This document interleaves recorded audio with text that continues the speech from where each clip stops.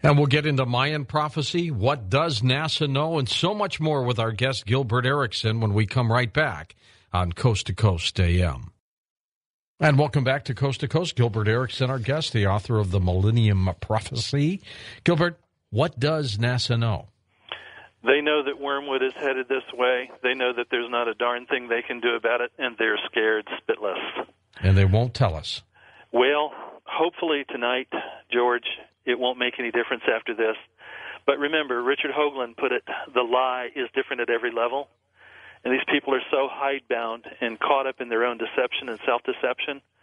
Who knows what they'll really actually do, whether they got brains enough to be honest. You know, that's a real good question. Now, as to what they knew and when they knew it, is that what you want to get into now? Yeah. Okay. 1982. The Pioneer 10 and the Pioneer 11 satellites were tasked to look in the direction of Uranus and Neptune. Okay. They were, at that time, just check any planetary chart for where the planets were located. And that's the direction they were looking. Out there along what astronomers call right ascension 18. Now, right ascension 0 is in the fall stars. That would be your vernal equinox. Right ascension 6, that's out by the constellation Orion. In fact, his right armpit star, Betelgeuse or whatever it is, that's about right ascension 6. Right ascension 12, that's the spring stars, and right ascension 18 is the summer stars. So they were looking up and down that line from the ecliptic plane south, and they spotted it. Wormwood is there. Okay, that scared them enough to where they got a lot of very immediate money, and within 1 year they had deployed the IRAS satellite, IRAS. And when you take a look at the IRAS satellite, that thing was a piece of work. Now, supposedly the IRAS satellite, the bolometers were chilled with helium, and it ran out of helium gas after a year. I think it was Kerry Cassidy or somebody found someone who said that no, it did not. It ran at least 5 more years that he knew of. So the IRAS satellite had a large solar array on top of it. The odds are pretty close to 100% that the IRAS satellite was also equipped with, pumping mechanisms, a cryostat, so it could chill the helium back down from gas back down to liquid. And with liquid helium, you get within a quarter of a degree of 0 degrees Kelvin. You can never get to 0, but you can get pretty close. So there isn't much that you're going to miss on the infrared spectrum. You can see it all. Well, the IRAS satellite was tasked to look in the same direction. And there's no doubt that they got very clear pictures of Wormwood then, because the IRAS would not have missed it. Interesting. Okay? Now, when you check your planetary charts, sure enough, Neptune and Uranus, both of them, December of 1983, were out there nearly right on top of right ascension 18. That's where Wormwood is coming inbound from. Okay. All right? So we've made radio history tonight, George. We've told people where Wormwood is coming from. And where to look. At what point can a amateur astronomer find this? They can probably find it now. Okay. And guaranteed the people down in Sierra del Tololo in Chile, the people in Sydney and Perth, Australia, any of the observatories, in this southern hemisphere can see it now. All they got to do is just check right ascension 18 and adjust for parallax, because it's going to be inside the orbital radius of Neptune. Okay, from the northern hemisphere, the first big observatories that will be able to see Wormwood will be the Vatican Advanced Technology Telescope in, was it Tucson, Mount Graham? Kit Peak or whatever it is down there. That is a beautiful piece of equipment. It's got 2 11-meter reflectors, but they're set up as binoculars, so it gives them the effect of a reflector assembly over 30 meters in diameter. I've always wondered why the Vatican was interested in astronomy so much. Duh. So all the Vatican has to do now is turn their beautiful VATT telescope assembly out toward right ascension 18. Just pick it up from the tip end of Sagittarius. It's between Sagittarius and Scorpius. You keep wanting to say the other.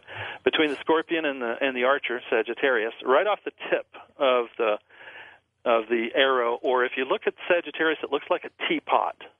the handle is on the left side as you look in the southern sky, and the spout is on the right side as you look at Sagittarius, and that tip star on the spout of Sagittarius is about right ascension 18 and 5 minutes. God, so this the is line like a is right off the tip of the Sagittarius arrow, and that line all the way down. Just search that line all the way down, adjusted for parallax, and Wormwood will show up if you have an infrared receptor mechanism. So the first telescopes here in the United States that can see it will be the Keck telescope at Mauna Kea, because that's up 14,000 feet, and they've got really big reflector mechanisms. Then the VATT in Tucson, Mount Graham, and then finally Palomar. Just about that order. The fact that it is in Revelation, do you think the Vatican would announce before NASA that this was coming? Did you want me to speak for the Catholic Church? No, I want you to speak for Gilbert Eriksen. We tried to get this information to the Vatican. I don't know if we were successful in getting it through, but we really did try. We managed to get it to one of the cardinals. What happened to it after that, I don't know. But basically... Unfortunately, Monsignor Balducci is not alive anymore. He could have carried this for you. Yeah, if there's anybody that can make a connection between you and the Vatican, we really should, just as a matter of professional courtesy, we should probably share this information. It's Paula Harris. We've got to get some of this to her. Okay, well, whoever can get, to the pontiff and then, order these people to dig that thing out and search that line, when it comes up to where that it's visible in the northern hemisphere, you should be able to get very, very good pictures. Now, remember, you have to adjust for parallax as we move away from the June 21 centerline position of, on Earth's orbit. It means we're moving away from that summer solstice line. So it's fairly close in. It's not out, like painted on the celestial sphere. It's close. It's getting up close and personal. Will it ever start reflecting light from our sun? Yes. As it approaches the ecliptic plane, the light of the sun will reflect off of it, and you'll get that rusty red color. Okay. But as it's coming in, anyone with infrared can see it. It's coming in on right ascension 18. And it's dead center on right ascension 18. All you have to do is sweep left and right to make sure that you've got your parallax correction. At what point do you think... Oh, man, this is. You're saying a lot of this is happening in the summer of 2009. This is like now. Yeah, that's why I called Lisa to try to get connected with you. The idea is to get this information out so that people can start preparing.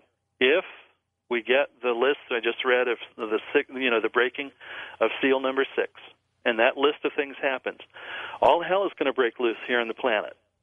But it gets much, much worse next summer, May, June, July next year, because if it happens this year, then it means it's going to get in close and personal, capable of sharing atmospheric gases. Now remember, Wormwood is packing a major, major methane atmosphere. So when it comes in contact with Mars or Jupiter, that doesn't mean much. Venus, Mercury, doesn't mean much. But when it comes in contact with the atmosphere of the Earth, you've got the Earth supplying oxygen. And then Wormwood throws these little pellets of iron oxide dust so they glow red hot, and fire literally rains down on the Earth from the sky. As predicted in Revelation. Revelation chapter 8. And it says, when you read that about Wormwood, it says 1/3 of the Earth was burned up. Let's change that wording just a little bit. 1/3 of the Earth will be incinerated. You get caught out in the open when the methane gas is pouring into the atmosphere, you're cooked. You're cooked. This is next year for that? This would be next year. Yeah, if we get the confirmation events that, the list we just read this summer, then that's what happens next year. And if they don't happen this summer, everything's pushed back. Just slide it back a year. But it's already here pulling on the planets and disrupting things. So, I felt like, hey, what the heck, my reputation doesn't matter much. But if we can save a few lives by getting some advanced preparation, even if I'm wrong by a year, let's save the lives, And we can always throw another number in the book. Could this be one reason why so many governments are building underground bunkers, some say cities, for their own chosen few? Yes, isn't that interesting that the governments of the world are building massive underground complexes? Here in the United States, we've got them right out here in California, China Lake, and up in Utah, we've got and I still Area think there's 51, something under the Denver airport, and too. a massive, huge complex under the Denver airport. And by the way, Denver connects to these other places underground. Yeah, what they're trying to do is make the world safe for lawyers. Exactly what all the lawyers are going to do in the future, Lord only knows. I don't know how in the world they're going to turn lawyers into farmers. That would be very lawyers. Well, you mean they're all politicians, right? Politicians are mostly lawyers. They're going to go out and get their hands dirty and go farming? I mean, the assumptions are just absurd. And we're not the only ones. We have probably the most massive complexes, but the Russians have massive complexes. They're doing the same thing in Norway that we know of, probably Sweden that we don't know of. They're creating a seed bank. Oh yeah, massively in Russia and also massively in Israel. So there's some places where there's massive tunnel complexes that are being dug to protect the politicians. Make the world safe for lawyers, and just let everybody else burn. But when Wormwood gets in close and personal, and 1/3 of the earth gets incinerated, that's pretty rough times. Now, will you be able to see this with a night vision goggle? Oh, you mean Ed Grimsley's trick? So you know Ed? Okay. Well, I listen to Coast to Coast. All right. Listen to your songs. He's got third generation. Third generation. I'm going to say probably yes, but it would depend on whether or not the glasses have extended infrared spectrum enhancements on them. I know we had that technology available to us all the way back in the days of Vietnam, but whether or not I don't think he has that. Okay, well, it may be visible anyway because the rays of the sun will slowly begin reflecting. You'll be able to see it with those glasses before you'd be able to see it with the naked eye.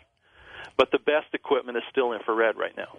Gil, what will be the absolute bona fide proof that would allow you to say, folks, I told you so? When 1/3 of the earth is incinerated? How about something easier? Well, if we get the list I read before, which is on the website, and that happens this summer, I guess that would constitute telling.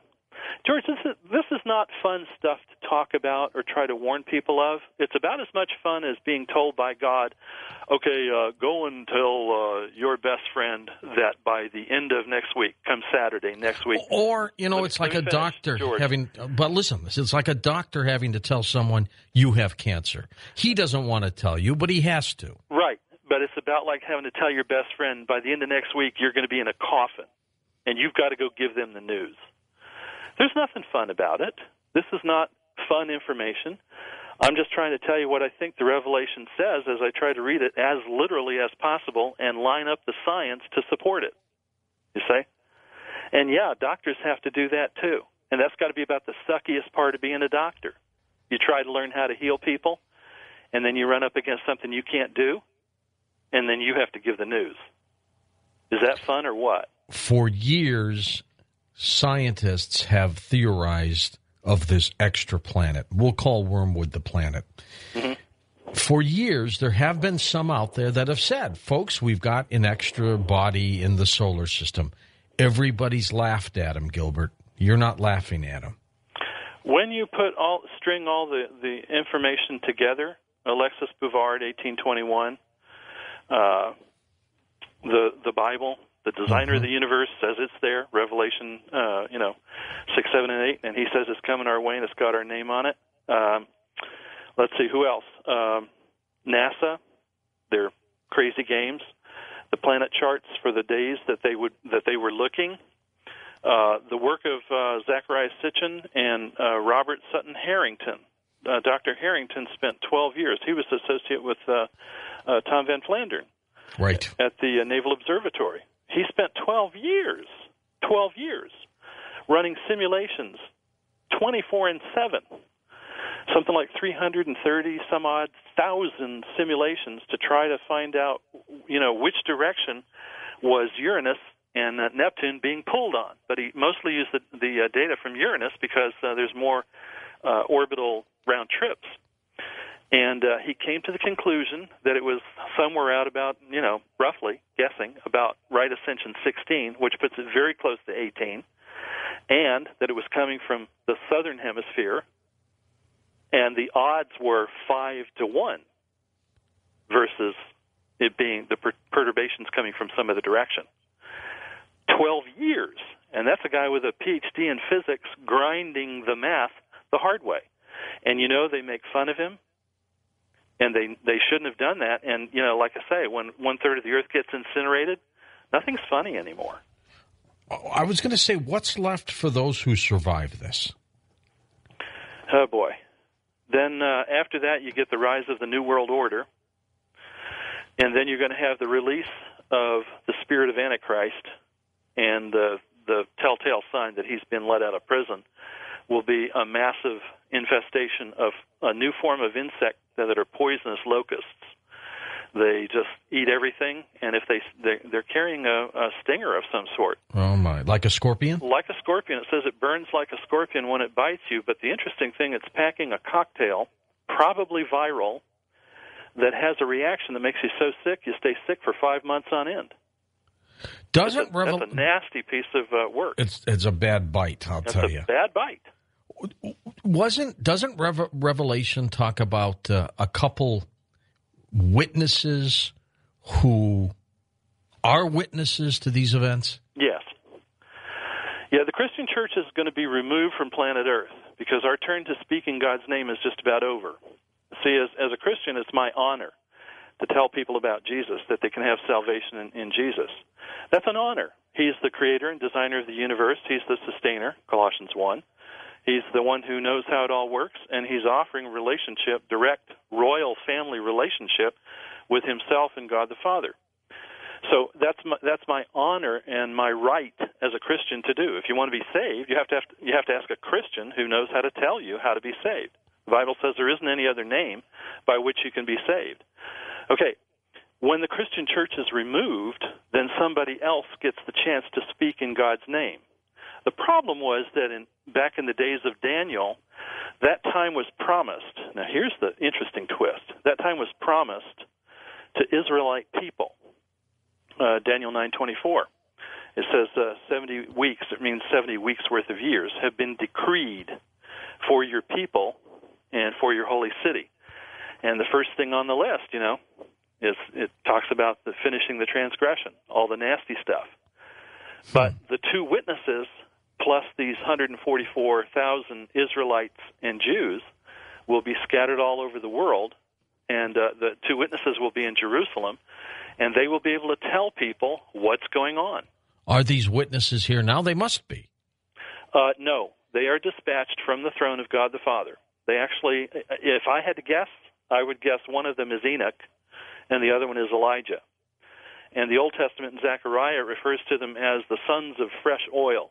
They pour out the golden oil, the ceremonial oil, right there at the throne room in heaven. He dispatches them from the throne room in heaven in front of himself and sends them to the earth to be witnesses. There'll be a lot of media coverage of the two witnesses because these guys will call down fire out of heaven. They'll decree all sorts of destruction, and whatever they call out, that's what happens. Podunk, Iowa will be incinerated tomorrow. If that's what they call out. Whatever they call out, that's what happens. And they will be there, live in real time. They'll be able to photograph, take pictures of them. They'll be able to speak to the cameras and so forth. And it says if anybody tries to assassinate them, it says fire comes out of their mouth and they are burned alive.